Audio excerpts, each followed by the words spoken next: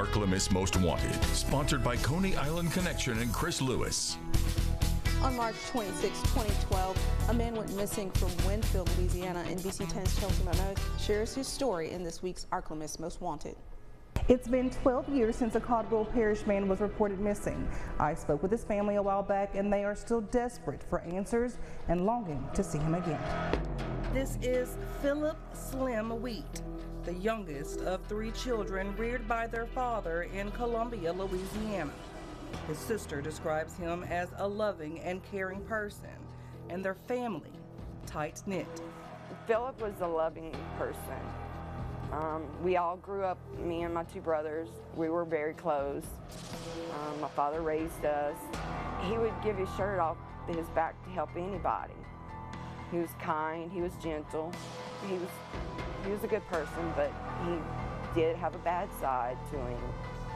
When Frances says bad side, she's referring to the drug abuse that began at an early age, but never changed the way she felt about her brother. He got involved in drugs at a young age.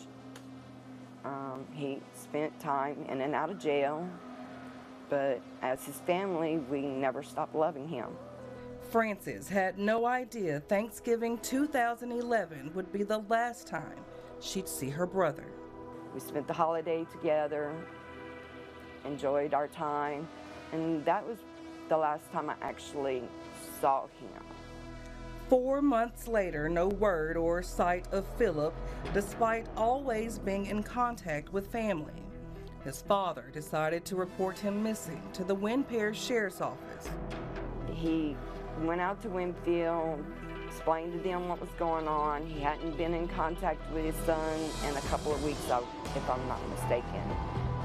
Everything just went kind of radio silence on it. Frances says her father was told by law enforcement Phillip was last seen in early March 2012 at Iron Bridge Road just south of Winfield and east of Louisiana Highway 167. At that time, he was running with a really bad crowd out in the Winfield area. And I got a couple of phone calls from him between, I want to say, January and the beginning of March, if I recall correctly. Kind of sounding desperate, kind of in asking for money, if I could help him.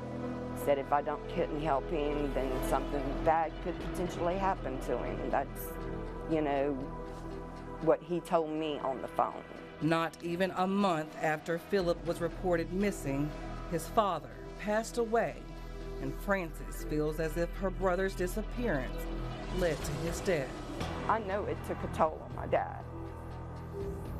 I know it did. Deep in my heart and all the phone conversations, I know it took a toll on him. I could tell in his voice. He says, I just want to know what happened to my baby son. I just want to, you know, where's he at? You know, I could tell my dad would call me crying, just wanting to know what happened to his son. Over time, many rumors have circulated about what happened to Phillip, but those rumors never led to any solid leads for detectives. Frances says her brother would have never just walked away from his family or his life. No, because my dad dies 1 month later, and my brother didn't appear at my father's funeral, our father's funeral. Something isn't right with that picture right there. Years later, Frances and her family are pleading for help from law enforcement. Please do something.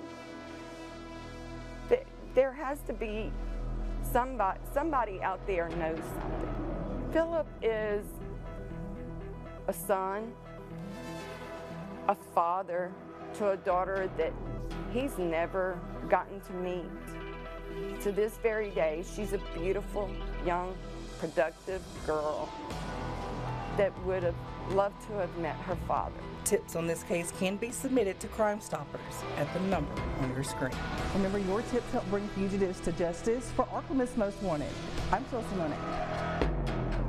For local fugitives who've been captured, pick up a copy of the Justified newspaper at your local convenience